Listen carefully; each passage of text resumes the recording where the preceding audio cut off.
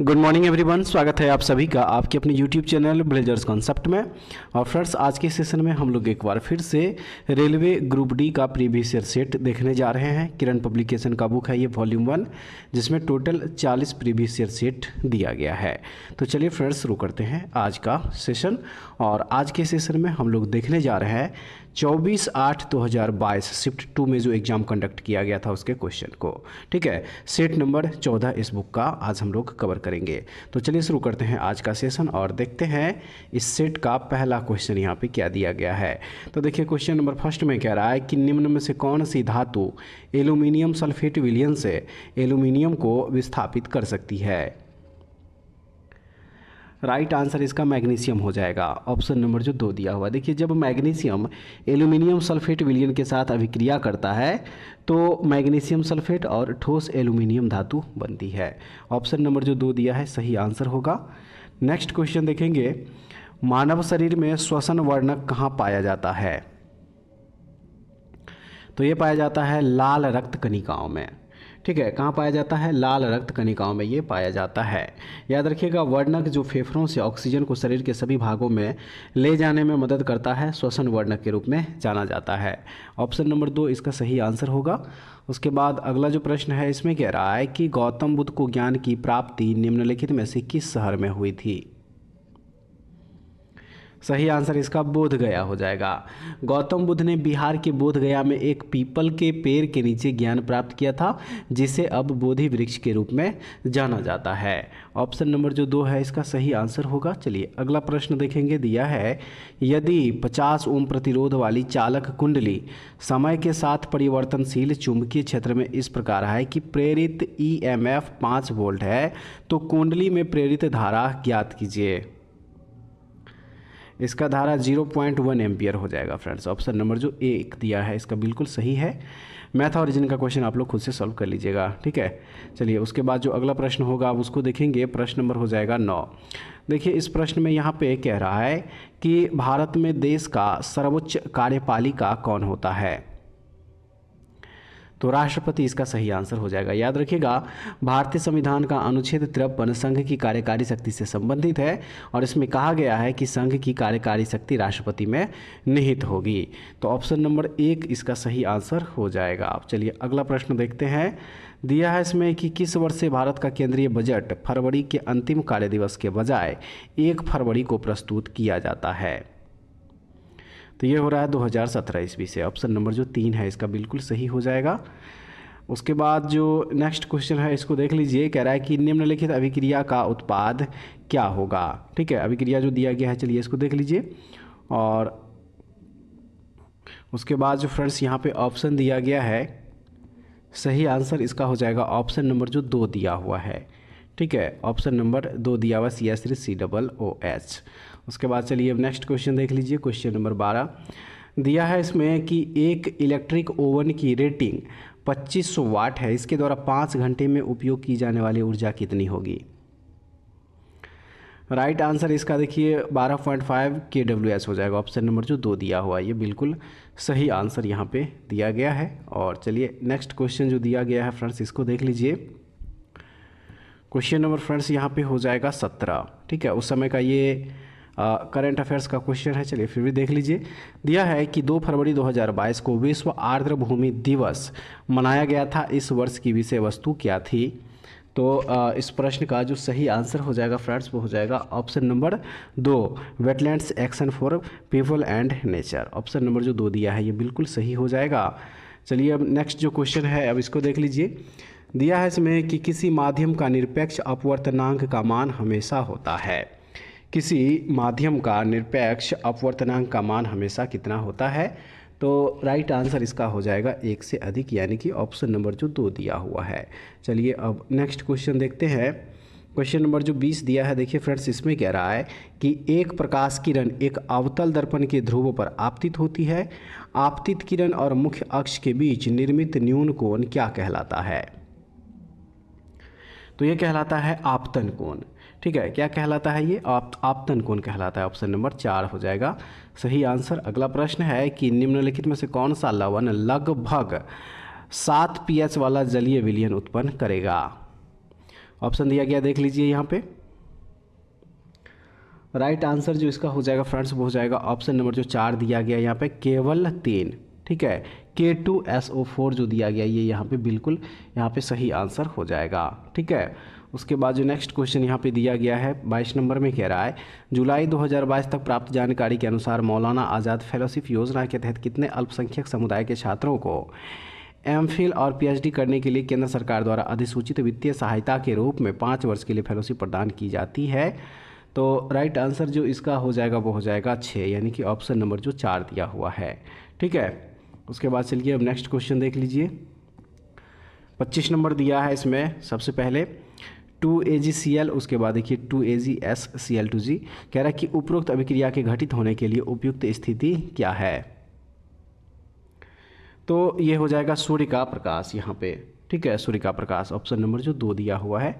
उसके बाद next question number 26 जो दिया है कह रहा है इसमें, निम्नांकित चित्र विभिन्न प्रकार की श्वेत रक्त कणिकाओं को दर्शाता है, सही नामांकन वाले विकल्प की पहचान कीजिए। तो पहले इस चित्र को आप लोग देख लीजिए। ठीक है, और इसका जो सही आंसर हो जाएगा फ्रेंड्स वो हो जाएगा ऑप्शन नंबर जो 3 दिया हुआ है, ए न्यूट्रोफिल, बी जो है ईओसिनोफिल और सी बेसोफिल, डी लिम्फोसाइट और ई मोनोसाइट। उसके बाद चलिए अब अगला जो प्रश्न है इसको देखेंगे। कह रहा है कि निम्नलिखित में से किस दर्पण द्वारा हमेशा आभासी एवं सीधा प्रतिबिंब निर्मित होता है, किस दर्पण के द्वारा। तो राइट आंसर जो इसका है वो है ऑप्शन नंबर यहाँ पे 3 दिया गया, ए और बी दोनों हो जाएगा, उत्तल दर्पण और समतल दर्पण दोनों। ठीक है, चलिए अगला जो प्रश्न है अब इसको देख लीजिए। कह रहा है जिप्सम से प्लास्टर ऑफ पेरिस बनाने के लिए कितने तापमान की आवश्यकता होगी। तो आवश्यकता होगी 100 डिग्री सेल्सियस की। ठीक है, 100 डिग्री सेल्सियस की, ऑप्शन नंबर जो 2 है बिल्कुल सही हो जाएगा। नेक्स्ट क्वेश्चन देखेंगे, क्वेश्चन नंबर हो जाएगा 30।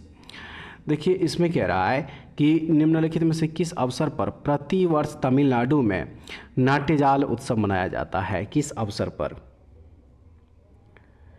राइट आंसर इसका हो जाएगा देखिए महाशिवरात्रि पर। प्रत्येक फरवरी और मार्च में तमिलनाडु के परकरा में स्थित चिदम्बरम मंदिर में नाट्यांजलि नृत्य महोत्सव आयोजित किया जाता है और यह 5 दिवसीय उत्सव है जो महाशिवरात्रि के शुभ दिन से शुरू होता है। ऑप्शन नंबर 1 इसका सही आंसर हो जाएगा। नेक्स्ट क्वेश्चन देखेंगे, पौधों में अपशिष्ट उत्पाद के रूप में कार्बन डाइऑक्साइड का उत्पादन कब होता है। सही है, श्वसन के दौरान। पौधे श्वसन अपशिष्ट उत्पादों के रूप में कार्बन डाइऑक्साइड और पानी का उत्पादन करते हैं।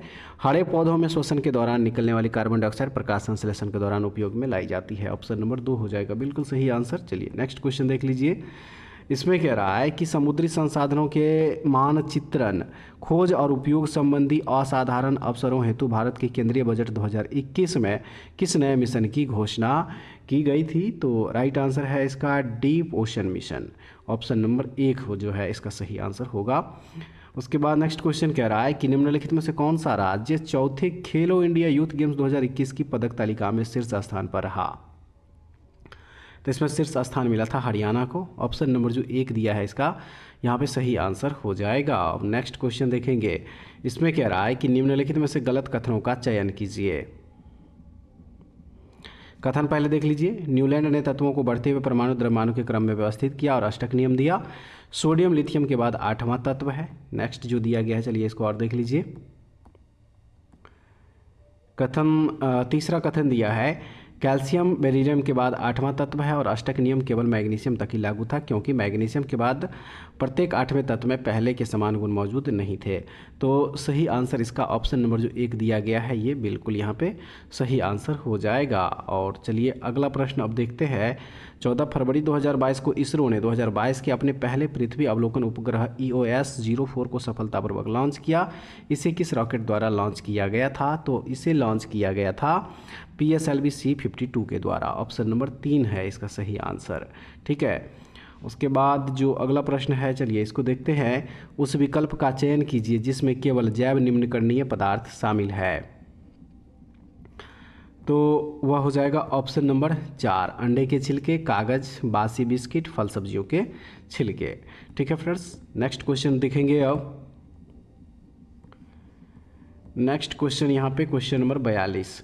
इसमें है कि विद्युत पारेषण लाइनों के लिए इनमें से प्रमुखतः किस पदार्थ का उपयोग किया जाता है।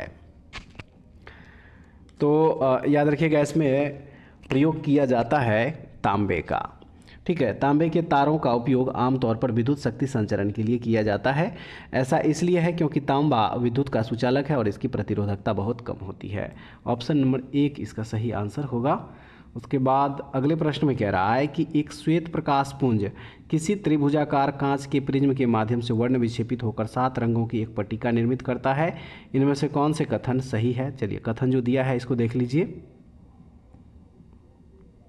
कथन दिया गया है और इसका जो सही आंसर होगा वो हो जाएगा ऑप्शन नंबर 1, यानी कि केवल एक कथन जो है ये सही है। लाल रंग घटक का अपवर्तनांक न्यूनतम होता है। ठीक है फ्रेंड्स। उसके बाद क्वेश्चन नंबर 45 चलिए देख लीजिए। देखिए इसमें है कि भारतीय संविधान में 11वें मौलिक कर्तव्य को किस वर्ष में जोड़ा गया? तो इसे जोड़ा गया था 2002 ईस्वी में। ठीक है, मौलिक कर्तव्यों की संख्या मूल रूप से 10 थी, जिसे 2002 में 86वें संशोधन द्वारा मौलिक कर्तव्यों को बढ़ाकर 11 कर दिया गया है।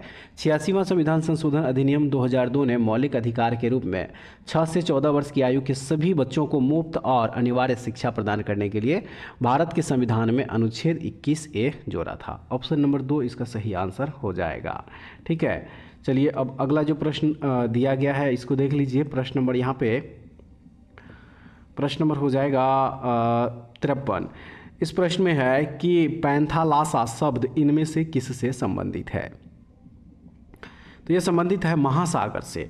पैंथालासा प्राचीन महासागर था जिसने पैंजिया महाद्वीप को चारों ओर से घेर रखा था। ऑप्शन नंबर 1 इसका सही आंसर हो जाएगा।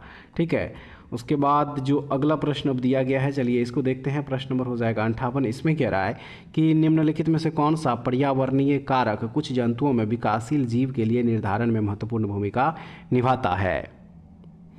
तो वह है तापमान। अधिकांश प्रजातियों में निषेचन के दौरान लिंग का निर्धारण किया जाता है, हालांकि अधिकांश कछुओं और मगरमच्छों का लिंग निषेचन के बाद निर्धारित होता है। ऑप्शन नंबर 4 इसका सही आंसर होगा। और अगला प्रश्न देखेंगे। महात्मा गांधी ने 1919 में इनमें से किस अधिनियम के खिलाफ राष्ट्रव्यापी सत्याग्रह शुरू करने का निर्णय लिया था? तो वह था रॉलेट एक्ट। गांधी जी ने रॉलेट एक्ट 1919 के खिलाफ एक राष्ट्रव्यापी सत्याग्रह शुरू करने का फैसला लिया था। ऑप्शन नंबर 3 जो है ये बिल्कुल सही आंसर दिया गया है। अब चलिए अगला प्रश्न देखेंगे। प्रश्न नंबर फ्रेंड्स यहाँ पे अगला जो हो जाएगा चलिए देखेंगे। प्रश्न नंबर हो जाएगा 66। ठीक है, प्रश्न नंबर क्या हो जाएगा? 66 हो जाएगा। और इसमें कह रहा है कि मेंडलीफ की आवर्त सारणी में आधुनिक आवर्त सारणी के किस समूह का उल्लेख नहीं किया गया है? तो सही आंसर जो इस प्रश्न का होगा फ्रेंड्स वो हो जाएगा ऑप्शन नंबर 3, उत्कृष्ट गैस समूह। मेंडलीफ की आवर्त सारणी में हीलियम, नियॉन और ऑर्गन जैसी उत्कृष्ट गैसों का उल्लेख नहीं था। ऐसा इसलिए है क्योंकि वे उस समय ज्ञात नहीं थे और बहुत बाद में खोजे गए थे, इसलिए। तो ऑप्शन नंबर क्या हो जाएगा? 3 जो है ये बिल्कुल सही हो जाएगा। चलिए अब नेक्स्ट क्वेश्चन जो दिया गया होगा उसको देखेंगे। क्वेश्चन नंबर फ्रेंड्स हो जाएगा 70। देखिए इसमें कह रहा है कि भारत का कौन सा माइक्रो फाइनेंस संस्थान केवल स्वर्ण आभूषणों पर ऋण प्रदान करता है और विदेशी मुद्रा विनिमय सेवाएं, धन अंतरण सेवाएं, धन प्रबंधन सेवाएं, यात्रा एवं पर्यटन सेवाएं प्रदान करता है? तो इसका जो करेक्ट आंसर है वह है option number 2, Muthoot finance limited, यानी कि ऑप्शन नंबर जो 2 है ये बिल्कुल सही हो जाएगा। नेक्स्ट क्वेश्चन में कह रहा है कि महेंद्रगिरी की पहाड़ियाँ किस राज्य में स्थित है? महेंद्रगिरी की पहाड़ियाँ किस राज्य में स्थित है? तो ये स्थित है उड़ीसा राज्य में। ऑप्शन नंबर 4 जो है ये सही हो जाएगा। अटल इनोवेशन मिशन और नीति आयोग ने खाली जगह दिया हुआ है के सहयोग से कम्युनिटी इनोवेटर्स फेलोशिप लॉन्च की, जो विज्ञान में महिलाओं और लड़कियों के अंतर्राष्ट्रीय दिवस को चिन्हित करती है। तो सही हो जाएगा इसका संयुक्त राष्ट्र विकास कार्यक्रम UNDP, यानी कि ऑप्शन नंबर जो 2 है ये बिल्कुल सही हो जाएगा। अगला प्रश्न है जून 2022 तक भारत में कितने भाषा विश्वविद्यालय स्थित है? तो सही आंसर इसका हो जाएगा टोटल 6, यानी कि ऑप्शन नंबर जो 3 दिया है ये बिल्कुल सही है। आइए फ्रेंड्स अब अगला जो प्रश्न दिया गया है इसको देख लीजिए। मानव नरों में मौजूद लिंग गुणसूत्र XY हैं, इनके बीच क्या अंतर है? सही हो जाएगा, X गुणसूत्र बड़ा होता है जबकि Y गुणसूत्र छोटा होता है, यानी कि ऑप्शन नंबर जो 2 दिया है ये बिल्कुल सही हो जाएगा। और चलिए अब अगला जो प्रश्न दिया गया है इसको देख लीजिए फ्रेंड्स। यहाँ पे अगला जो क्वेश्चन यहाँ पे दिया है क्वेश्चन नंबर 86 हो जाएगा। इसमें कह रहा है कि इनमें से कौन सा नियामक निकाय भारत में एकमात्र नोट जारी करने वाला प्राधिकरण है। सही आंसर इसका भारतीय रिजर्व बैंक ऑफ इंडिया हो जाएगा। ऑप्शन नंबर जो 2 है ये बिल्कुल सही है। और नेक्स्ट क्वेश्चन में कह रहा है कि कलकत्ता में एक शाही चार्टर द्वारा नगर निगम की स्थापना किस वर्ष की गई थी। तो ये किया गया था 1726 ईस्वी में। ठीक है, 1726 ईस्वी। ऑप्शन नंबर जो 1 है ये बिल्कुल सही हो जाएगा। चलिए अब नेक्स्ट क्वेश्चन देख लीजिए। क्वेश्चन नंबर 90 में, क्वेश्चन नंबर जो 90 दिया गया है, देखिए इसमें कह रहा है रासायनिक अभिक्रिया N2X H2 में X का मान कितना है।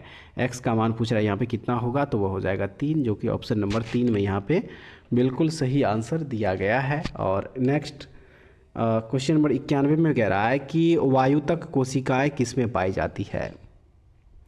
तो ये पाई जाती है जलकुंभी में। ऑप्शन नंबर 2 है सही आंसर। नेक्स्ट जो क्वेश्चन है देखिए इसमें कह रहा है कि फ्लेमिंग के दाएं हाथ के नियम के अनुसार दाएं हाथ की तर्जनी और मध्यमा उंगली क्रमशः खाली जगह दिया हुआ है और फिर खाली जगह दिया हुआ है कि दिशाओं को निरूपित करती है, यानी कि किस दिशाओं को निरूपित करती है। तो सही हो जाएगा इसका चुंबकीय क्षेत्र और प्रेरित धारा की दिशा को। तो ऑप्शन नंबर जो 4 दिया है ये बिल्कुल सही हो जाएगा। ठीक है, अगला जो प्रश्न है इसको देख लीजिए। खाली जगह दिया हुआ है का बिश्नोई समुदाय वन और पशु संरक्षण में अपने महत्वपूर्ण योगदान के लिए जाना जाता है। तो इस क्वेश्चन का राइट आंसर जो है वह राजस्थान हो जाएगा। राजस्थान का बिश्नोई समुदाय वन और पशु संरक्षण में अपने महत्वपूर्ण योगदान के लिए जाना जाता है। ऑप्शन नंबर जो 4 दिया है ये बिल्कुल सही है। और नेक्स्ट जो क्वेश्चन है फ्रेंड्स इसमें कह रहा है कि इंदिरा गांधी सरकार ने भारतीय रुपये का अवमूल्यन किस वर्ष किया था। तो इनके द्वारा अवमूल्यन किया गया था 1966 ईस्वी में। ऑप्शन नंबर जो 4 दिया है ये बिल्कुल सही हो जाएगा। और अगला प्रश्न है शीतकालीन ओलंपिक में भारत के या की एकमात्र प्रतिभागी का नाम बताइए जो विशाल जॉइंट स्लालोम स्पर्धा में 45वें स्थान पर रहे या रही। तो देखिए सही आंसर इसका हो जाएगा आरिफ खान। ऑप्शन नंबर जो 4 दिया हुआ है। ठीक है, तो फ्रेंड्स उम्मीद करते हैं आज का सेशन भी आप लोगों के लिए काफ़ी यूजफुल होगा। जरूर देखिएगा इस सेशन को और उसके बाद कमेंट्स में बताइएगा कि सेशन आप लोगों को कैसा लगा। ऐसे वीडियो के लिए हमारे चैनल से जुड़े रहिए। अगले वीडियो द्वारा फिर से मिलते हैं, तब तक के लिए जय हिंद।